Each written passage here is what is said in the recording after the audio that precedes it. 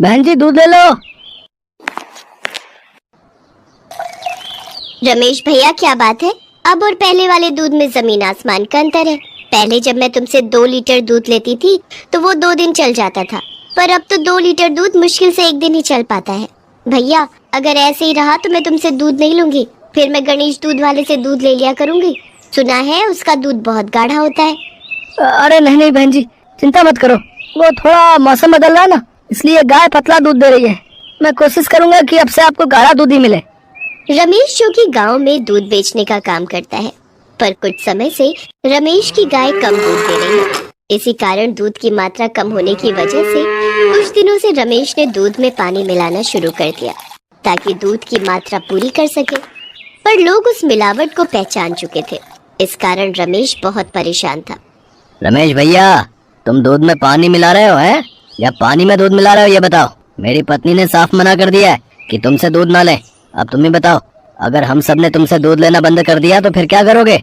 इसलिए अभी भी समझा रहा हूँ कि दूध में पानी मिलाना बंद कर दो। नहीं नहीं भैया जी, मैंने दूध में कोई पानी नहीं मिलाया है। पता नहीं मेरी गाय आजकल दूध बहुत पतला दे रही है। आपके अलावा बहुत से लोगों ने मुझे इस बात के लिए बोला है। चिंता मत करिए, मैं इस पर पूरा ध्यान दूंगा। अब ग्राहकों की परेशानी समझना तो मेरा फर्ज है ना। मैं आप सबको गाढ़ा दूध ही दूंगा। पर ऐसा नहीं हुआ। रमेश की गाय बहुत कम दूध देने लगी, जिस कारण वो रोजाना दूध में पानी मिला रहा था। इसलिए अब गांव में उससे सबने दूध लेना बंद कर दिया था। ऐसे कैसे गुजारा होगा? मेरे तो सारे ग्राहक छूटते जा रहे हैं। मेरे लिए बहुत मुश्किल हो जाएगी। अब कुछ तो सोचना ही पड़ेगा। अजी सुनते हो, घनश्याम भैया आए हैं। घनश्याम, तू अचानक शहर से? आ बैठ, बड़े दिनों बाद तुझसे मिलना हुआ भाई।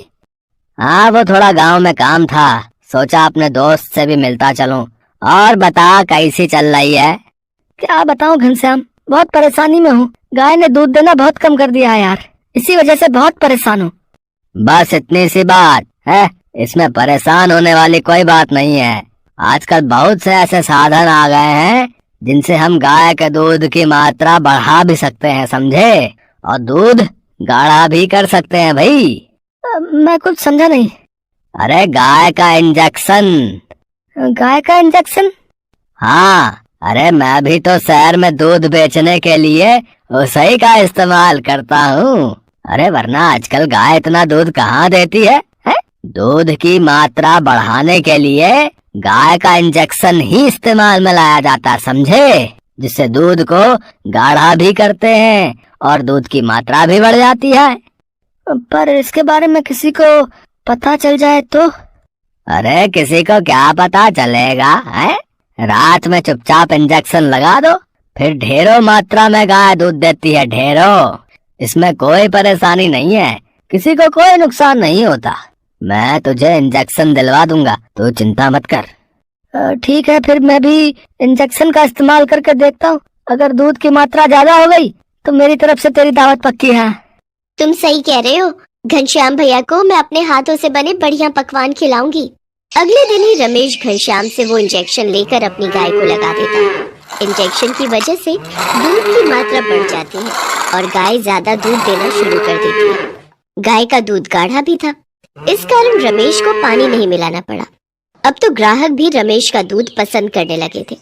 फिर से रमेश ने अच्छी कमाई करनी शुरू कर दी। क्यों बहन जी, अब तो दूध में कोई शिकायत नहीं है ना? नहीं नहीं भैया, अब तो दूध बहुत ही बढ़िया है, बिल्कुल भी पानी की मात्रा नहीं है। बहन जी, हम तो ग्राहकों का ख्याल रखते। अच्छा, चलता हूँ। अब तो रमेश रोजाना ही गाय को इंजेक्शन देने लगा। धीरे धीरे उसने इंजेक्शन की मात्रा बढ़ा दी, जिस कारण गाय ज्यादा से ज्यादा दूध देने लगी। पर हर चीज को जरूरत से ज्यादा इस्तेमाल करना भी नुकसानदायक हो जाता है। ये बात वो लालची बेईमान दूध वाला नहीं जानता था। एक दिन, क्या बात है डॉक्टर साहब, गांव में सभी लोगों को पेट खराब की बीमारी हो रही है। ऐसा आखिर इन लोगों ने क्या खा पी लिया? चौधरी साहब, जिससे भी पूछ रहा हूँ सबका एक ही जवाब है। जब से लोगों ने रमेश से दोबारा दूध लेना शुरू किया है, तब से लोग इस पेट खराब की बीमारी से जूझ रहे हैं। पर डॉक्टर साहब, दूध पीना तो सेहत के लिए अच्छा होता है।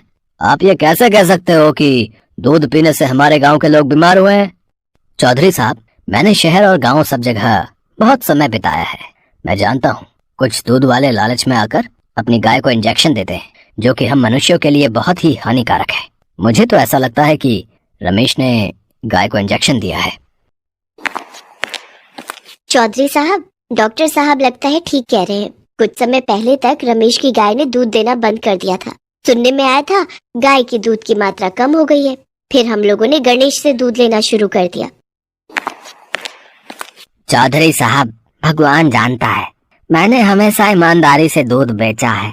छोटा मुंह बड़ी बात होगी। मैंने रमेश को गाय को इंजेक्शन देते हुए एक रात देख लिया था, पर मैं जानता था कि मेरी बात पर कोई विश्वास नहीं करेगा। गांव के लोगों को गाढ़ा और बढ़िया दूध मिल रहा था, इसलिए गांव के लोग मुझ पर क्या ही विश्वास करते, इसीलिए मैं चुप रहा।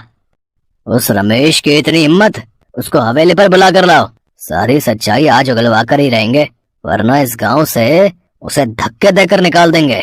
रमेश घबरा जाता है और डरकर सारी सच्चाई चौधरी साहब के सामने बोल देता है। मुझे माफ कर दो चौधरी साहब, मैंने अपने दोस्त के कहने में आकर गाय को इंजेक्शन दी। मुझे नहीं पता था कि गांव के लोग बीमार पड़ जाएंगे। मैं तो बस गाय के दूध की मात्रा बढ़ाना चाहता था। मेरी रोजी रोटी और परिवार इसी गांव में है। चौधरी साहब, मुझे यहाँ से मत निकालो। नहीं रे रमेश, तूने गलती ऐसी की है जिसकी कोई माफी नहीं है। मैं तुझे पुलिस के हवाले नहीं कर रहा हूँ। तू कल सुबह तक इस गांव को छोड़कर कहीं और चला जा। अब मैं तुझे इस गांव में नहीं रहने दूंगा। कल से गणेश, तुम ही गांव वालों को दूध दोगे, समझ गए? इसके आगे मुझे कुछ नहीं कहना। रमेश अपने किए पर शर्मिंदा तो था, पर उसने बहुत बड़ी गलती की थी। उसने लालच में आकर अपने दोस्त के कहने पर गाय को इंजेक्शन दे दिया, जिससे गांव के लोगों की जान पर बात आ गई। रमेश ने घनश्याम को भी फोन किया, पर घनश्याम ने उसका साथ नहीं दिया। सुधा, हमसे बहुत बड़ी गलती हो गई। हमने बेईमानी के रास्ते को चुना। आज हम दोनों बिल्कुल अकेले हैं। जब तक हम ईमानदारी से अपने काम को कर रहे थे तो पूरा गांव हमारे साथ था। आज के बाद मैं कहीं भी रहूं, पर बेईमानी से कोई काम नहीं करूंगा। तुम्हारे साथ मैंने भी गलत किया। काश मैं भी इस बात को समझ जाती तो आज हम दोनों को ये दिन न देखना पड़ता। रमेश और उसकी पत्नी पछतावे के साथ वहां से दूसरे गांव में रहने के लिए चले जाते हैं। अन्नपूर्णा घर में अकेली रहती है। उसकी उम्र 50 साल है। उसका बेटा सुरेश अमेरिका में नौकरी करता है और वहीं पर एक गोरी मेम से शादी करके बस गया है, लेकिन वो अपनी माँ को पैसे नहीं भेजता है, इसीलिए अन्नपूर्णा बहुत गरीब है। उसके पास सिर्फ एक गाय है, उसका नाम है मालती। अन्नपूर्णा मालती का दूध बेचकर अपना पेट पालता है। सुन मालती, तुझे पता है मेरा बेटा अमेरिका में बहुत बड़ी नौकरी करता है। वो जब लौट कर आएगा तब देखना मेरे लिए कितना कुछ लाएगा। अन्नपूर्णा की आंखों में बहुत सारे सपने हैं अपने बेटे को लेकर, लेकिन सुरेश उसकी माँ को कभी याद भी नहीं करता। कुछ दिन बाद शाम को अन्नपूर्णा जब खाने का इंतजाम कर रही थी, तब अचानक से वहाँ सुरेश अपनी विलायती बहू के साथ आता है। माँ, मैं आ गया हूँ। अपने बेटे को देखकर अन्नपूर्णा खुशी से पागल हो जाती है। अरे बेटा, तू अचानक से कैसे आ गया? वो बात यह है कि मेरी नौकरी चली गई है। अच्छा, इसीलिए माँ की याद आ गई। अब ठीक है बेटा, कोई बात नहीं, कुछ दिन घर पर आराम कर। सुरेश की बीवी का नाम रोजी है। वो कहती है, क्या हम यहाँ रहेंगे सुरेश, इस छोटे से घर में? कितनी बदबू है यहाँ पर। हाँ बहू, वो मेरी गाय है ना मालती, उसी के गोबर से थोड़ी दुर्गंध फैलती है, तो निकाल दो उस गाय को। अरे ऐसे कैसे निकाल दूं, उसी से तो मेरा पेट चलता है। सुरेश रोजी को मना लेता है। अन्नपूर्णा उन दोनों को अपना कमरा दे देती है और खुद घर के बाहर मालती के पास सोती है। अगले ही दिन से रोजी हल्ला मचाने लग जाती है। वो सुबह उठकर कहती है, इतनी देर हो गई फिर भी मुझे मेरी ग्रीन टी नहीं मिली, कहाँ है मेरी ग्रीन टी? सुरेश अन्नपूर्णा से कहता है, माँ क्या कर रही हैं आप? मेरी पत्नी विलायती है, उसका ध्यान तो रखना पड़ेगा ना। ठीक है बेटा, मैं अभी बना देती हूँ। लेकिन अन्नपूर्णा को ग्रीन टी के बारे में कुछ भी नहीं पता है। वो मालती के ताजे ताजे दूध से चाय बनाकर रोजी के पास ले जाती है। दूध से बनी चाय देखकर रोजी एक झटके में चाय का कप फेंक देती है। अन्नपूर्णा को बहुत बुरा लगता है। रात को रोजी सुरेश से कहती है, सुनो, मैं ऐसे यहाँ नहीं रह सकती। अरे रोजी, कुछ ही दिन की तो बात है, रह लो ना। नहीं, तुम्हारी माँ गवार है। ये घर तो तुम्हारे नाम पर है ना, इसे बेच दो और चलो किसी अच्छे से होटल में रहते हैं। अगले दिन सुरेश घर बेचने के बारे में अन्नपूर्णा को बताता है। अन्नपूर्णा रोते हुए कहती है, ये क्या कह रहा है बेटा? इस घर में तेरे बापू की यादें हैं। तभी वहाँ गांव के मुखिया चले आते हैं और कहते हैं, हाँ, ऐसे घर कैसे बेच दोगे तुम? तुम्हारी माँ कहाँ रहेगी फिर? वो सब हमें क्या पता, ये घर सुरेश के नाम पर है। हम ये घर बेचकर चले जाएंगे। आप होते कौन हो हमारे बीच में बात करने वाले?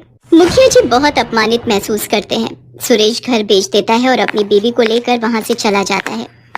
वो दोनों एक महंगे से होटल में रहने लगते हैं और इधर अन्नपूर्णा अपनी प्यारी गाय मालती को लेकर रास्तों पर निकल पड़ती है।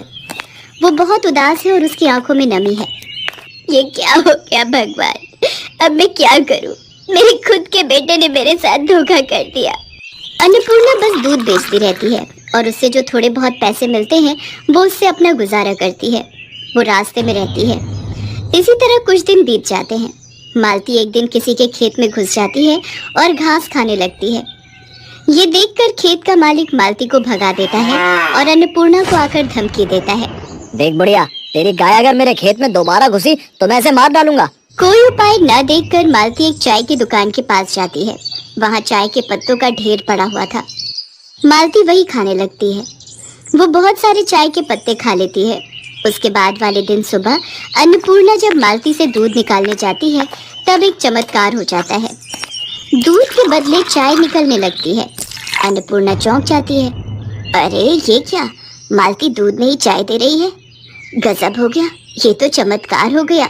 कुछ ही देर में चारों तरफ ये खबर फैल जाती है और बहुत सारे लोग गाय से निकलने वाली चाय पीने के लिए लाइन में खड़े हो जाते हैं। अन्नपूर्णा एक कप चाय 10 रुपए में बेचती है। सब कुछ देखकर मालती के चेहरे पर भी मुस्कान आ जाती है। चारों तरफ हड़बड़ी मच जाती है। वाह, ये चाय तो कितनी स्वादिष्ट है। मुझे एक और कप दो। मुझे भी दो, इस बोतल में भी दो। मुझे घर ले जाना है। अन्नपूर्णा पूरा दिन चाय बेचती है। इस तरह एक दिन में वो हजारों रुपए कमा लेती है। हे भगवान, आपका लाख लाख शुक्र है। आपकी वजह से ये चमत्कार हो पाया है।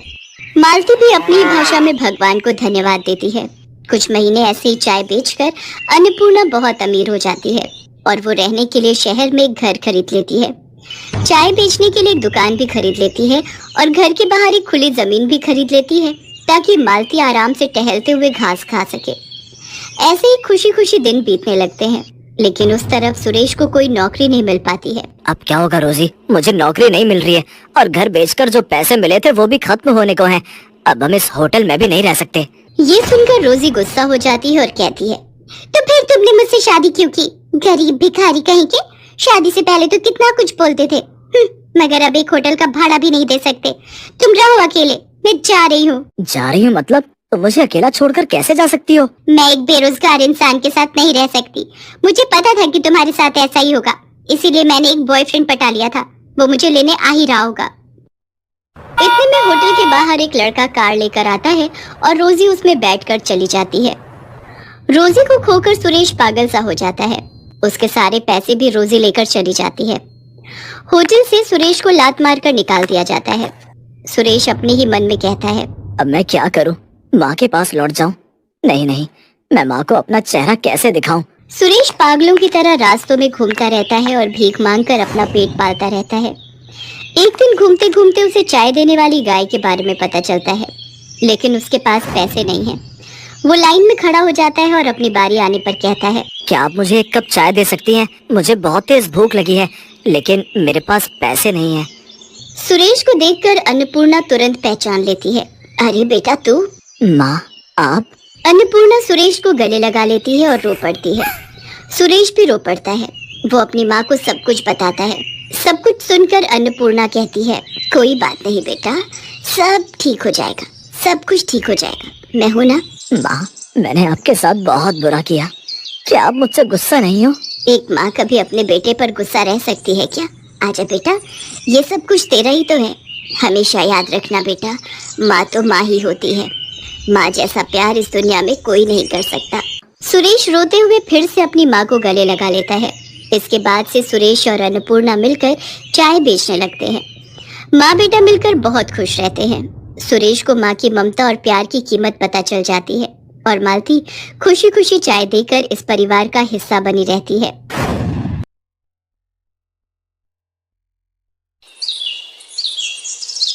उर्मिला माधोपुर गांव में रहती थी। उसके पास पारो नाम की एक पालतू गाय थी। पारो उर्मिला के साथ पिछले कई सालों से है। पति के देहांत के बाद इसी गाय के सहारे उर्मिला ने अपने परिवार को चलाया। उसकी गाय का दूध पूरे गांव में मशहूर था। गांव के सभी लोग उर्मिला से ही दूध लेते थे। उर्मिला का बेटा शहर में पढ़ता था। वहीं उसे पूनम नाम की एक लड़की से प्यार हो गया और उसने अपनी माँ को बिना बताए पूनम से मंदिर में शादी कर ली। आज वो गांव वापस आने वाला था। उर्मिला बहन, 2 किलो कर देना दूध। 1.5 किलो मुझे भी देना। क्या बात है उर्मिला बहन, आज तो तुम बड़ी खुश दिखाई दे रही हो।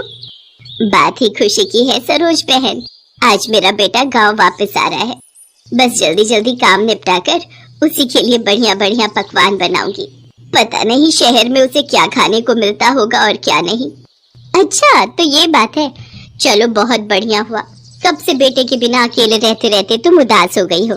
अब वो आ जाएगा तो तुम्हारे साथ काम में भी मदद कर देगा। हाँ वो तो है।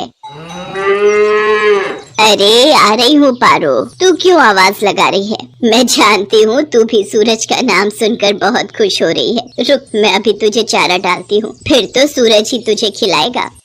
उर्मिला की गाय पारो अपनी आवाज में उससे बातें कर रही थी, मानो वो भी सूरज के आने की खुशी मना रही हो। शाम के समय सूरज आ जाता है, पर अपने बेटे के साथ बहू को देखकर उर्मिला को बहुत बुरा लगता है। माँ तुम नाराज मत हो, सब कुछ बहुत जल्दबाजी में हुआ। पूनम के पिताजी की तबीयत ठीक नहीं थी और वो चाहते थे कि हम ये शादी जल्दी से जल्दी कर लें, इसलिए मैं आपको बता ही नहीं पाया। पर अब मैं आपके साथ ही रहूंगा, आप चिंता मत करो। और माँ पूनम बहुत अच्छे स्वभाव की पढ़ी लिखी लड़की है, आप एक दूसरे को आसानी से समझ जाओगे। ठीक है, देखती हूँ वो मुझे कितना समझती है। गांव के रहन सहन और शहर के रहन सहन में बहुत फर्क है बेटा। उर्मिला की तरह पूनम घर के कामकाज नहीं कर पाती थी। उसे तो घर का कोई भी काम करना नहीं आता था। सूरज, तुमने मुझे कहाँ लाकर पटक दिया है? मुझसे ये घर के काम नहीं होते। हमें शहर वापस चलना चाहिए। उस गाय का गोबर साफ करो, उसे चारा डालो, उसे नहलाओ, घर की लीपा पोती करो। ये सब करके तो बदबू के मारे मेरा बुरा हाल हो रहा है। ऊपर से तुम्हारी माँ को माँ जी का नाटक करते हुए लहसुन प्याज ही काटती रह जाओ। कैसी बातें कर रही हो पूनम? यहाँ पर सारा कामकाज बना हुआ है। मैं तो यहाँ पर बढ़िया सी डेयरी खोलने की सोच रहा हूँ। दूध, घी, पनीर, दही और कुछ खास मिठाइयों की बहुत ही बढ़िया डेयरी खुल जाएगी। हमारी अच्छी खासी कमाई हो जाएगी। शहर में घर का किराया, खर्चा पानी कितना ज्यादा है। वहाँ पर मुझे काम सेट करने में ही सालों गुजर जाएंगे। और जहाँ पर मेरा अपना खुद का घर का काम है, हम शहर में क्या करेंगे? तुम्हें पता भी है, हमारी गाय का दूध पूरे गांव में मशहूर है। सोचो हम कितना कमा लेंगे। और फिर हमारे यहाँ रहने से माँ को भी सहारा रहेगा। वो बेचारी अकेले काम नहीं संभाल पाती है। अच्छा तुम काम करो, मैं थोड़ी देर बाजार होकर आता हूँ। कह तो सूरज ठीक ही रहे हैं। शहर में काम करने के लिए पैसों की भी जरूरत होगी। यहाँ पर तो अपना मकान, अपना काम है और फिर हमें तो पैसे कमाने से मतलब है। कुछ सालों में अच्छे पैसे कमा लिए तो बाद में शहर जाकर बस जाएंगे। पर मुझे किसी भी तरह से सासू माँ से अलग होना है ताकि उस गाय पर मेरा कब्जा हो जाए। पता नहीं, माँ जी तो बहुत चालाक है, कितने पैसे अपने अंदर करके बैठी होंगी। पूनम को पता था कि सूरज गांव में ही काम बढ़ाने वाला है, इसलिए वो अलग होने के रास्ते ढूंढने लगी। सूरज, सुबह से काम कर करके मैं थक गई हूँ। मेरे आने के बाद माँ जी ने घर के सारे काम मेरे ही जिम्मे डाल दिए हैं। गाय को नहलाना, धुलाना, गोबर साफ करना, चारा डालना, सारी देखभाल तो मैं करती हूँ। और दूध बेचने के टाइम पर माँ जी गल्ला लेकर तखत पर खुद बैठ जाती हैं। ऐसे थोड़ी होता है। मैं अब और बर्दाश्त नहीं कर सकती। जब मैं इतना काम कर रही हूँ तो फिर मैं अलग ही रहूंगी। मुझे माँ जी के साथ नहीं रहना। और हाँ, उस गाय पर मेरा हक है। मुझे तो बस बंटवारा चाहिए, गाय का बंटवारा। पूनम इतनी जोर जोर से चिल्लाकर ये बात कह रही थी कि उसकी बात उर्मिला के साथ साथ पड़ोसियों ने भी सुन ली और सब वहाँ आ गए। बहू, बंटवारा, वो भी मेरी पारो का? मेरे जीते जी ऐसा कभी नहीं होगा। और तुम जानती ही क्या हो पारो के बारे में? उसे मैंने बहुत प्यार से पाला है, उसकी देखभाल की है। तुम मेरी पारो को एक दिन भी रख कर तो दिखाओ, वो तुम्हारे साथ एक दिन भी नहीं रहेगी। हाँ हाँ, इस गाय की देखभाल मैं कर लूंगी, आप उसकी चिंता मत करो। पर एक शर्त है, आप बीच में दखलंदाजी नहीं करोगी। मैं जैसी मर्जी गाय की देखभाल करूं, आप उससे दूर रहोगी। सूरज, अगर आज बंटवारा नहीं हुआ तो मैं तुम्हें छोड़कर शहर चली जाऊंगी। माँ, अगर पूनम चाहती है तो आप उसे गाय दे क्यों नहीं देती? उसे एक बार कोशिश करने तो दो। कहीं ऐसा ना हो आप दोनों के झगड़े में मेरी शादीशुदा जिंदगी खराब हो जाए। सूरज बेटा, एक माँ कभी नहीं चाहती कि उसके बच्चों का घर खराब हो। अगर बहू की यही इच्छा है तो आज से मैं अपनी पारो बहू के हवाले करती हूँ। उर्मिला बहन, इतने सालों से हम देख रहे हैं पारो को तुमने बहुत लाड प्यार से पाला है। कहीं ऐसा न हो बंटवारे के चक्कर में एक निर्दोष जानवर परेशान हो जाए। सब गांव वाले भी क्या समझाते। पूनम तो बंटवारे की जिद पर अड़ गई थी और ऐसा ही हुआ। गाय अब पूरी तरह से पूनम के हवाले थी। सूरज गांव में डेयरी खोलने की व्यवस्था के काम से शहर चला जाता है। पूनम तो आलसी थी। उसने गाय के प्रति लापरवाही दिखाना शुरू कर दिया। वो सुबह उठकर ना तो गाय का गोबर साफ करती थी, न उसे नहलाती धुलाती थी और न ही उसे समय पर चारा देती थी। इसी कारण गाय के आसपास बदबू फैलने लगी और मक्खियाँ, मच्छर, कीड़े मकोड़े आने लगे। गाय को समय पर चारा नहीं मिलता था। वो कमजोर हो गई। पूनम सारा दिन सोती रहती और खाती पीती रहती। गाय ने दूध देना भी बंद कर दिया। एक दिन गाय बेहोश होकर जमीन पर गिर गई। ये देखकर पूनम घबरा गई। सूरज उसी समय शहर से आया और वो भी घबरा गया। उसने उर्मिला को आवाज लगाई। उर्मिला दौड़ती हुई अपनी पारो के पास आई और बिलख बिलख कर रोने लगती है। पारो, पारो उठ, देख देख, मैं तुझे आवाज लगा रही हूँ। पूनम, पारो की देखभाल की जिम्मेदारी तुमने ली थी ना, फिर उसका ये हाल कैसे हो गया? मुझे माफ कर दो सूरज, गलती मेरी ही है। मेरे कारण पारो आज इस हालत में है। मैं सचमुच माँ जी की तरह पारो की देखभाल नहीं कर सकी। माँ जी, मुझे माफ कर दीजिए। उर्मिला दौड़कर चारे के पास जाती है और चारे को उठाकर पारो के आगे रखती है। पारो को उर्मिला के स्पर्श का एहसास होता है। वो थोड़ा सा हिलती है। ये देखकर सब खुश हो जाते हैं। उर्मिला अपने हाथों से पारो को चारा खिलाती है। पारो खुशी खुशी ढेर सारा चारा खा लेती है, मानो वो कब से उर्मिला के हाथों से ही चारा खाना चाह रही थी। पूनम को अपनी गलती का एहसास हो जाता है और वो उर्मिला से माफी मांगती है। कुछ दिनों में पारो फिर से ठीक हो जाती है। अब सूरज ने भी गांव में एक बड़ी डेयरी खोल ली थी। धीरे धीरे सब कुछ ठीक हो जाता है और दोनों सास बहू मिलकर पारो की देखभाल करने लगती है। पारो भी अब बहुत खुश थी। हेलो दोस्तों, कैसे हैं आप सब?